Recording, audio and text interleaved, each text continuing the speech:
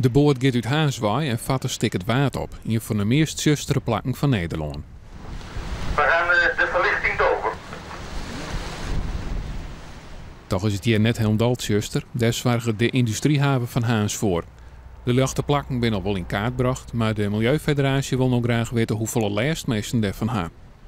We hebben al een eerste proefdien. Mensen die konden al een week geleden al het een door aan. En ik heb verwachten dat dat de steden zou wezen. Maar wat nou op de kaart ziet, en dat kun je er zelf ook op internet zien, is dat het juist in het landelijk gebied heel veel oerlijst is. Het is toch heel veel van openbare verluchting, van sportvelden, van bedroeven in het landelijk gebied, van stalbouw. Er is onderzoek naar die. Dat mensen die te volle lichtbelasting krijgen, vooral 's nachts als ze sliepen, dat ze daar stress van ondervinden.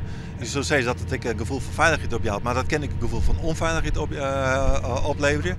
De Milieufederatie wil met de gegevens naar gemeenten en de provincie, die moet aan actie ondernemen.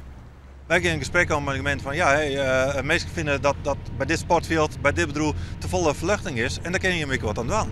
Bijvoorbeeld in de vergunningverlening of convenanten sluiten met bedrijven in het gebied. Dan zit de provincie net stil, zonder zie je maar de LTO hoe slim het jacht bij melkveebedrijven is. Maar wat is wichtiger, het economisch belang of het verminderen van jachtoerlijst? Het ene hoeft het oren net in het paad te zitten als je er machinaal goed naar zuggen. Het mooie is wel dat de techniek daar zo fier is dat volle meer mogelijk is, maar dempen van licht, maar isoleren, dat soort zaken. En soms moet je een beetje out of the box denken en je zo'n verstaan broeken. Dus ik zucht daar mogelijkheden. Mensen die het jachtoerlijst ondervinden kunnen haar klachten rond 23 oktober aan op de site nachtvandenacht.nl.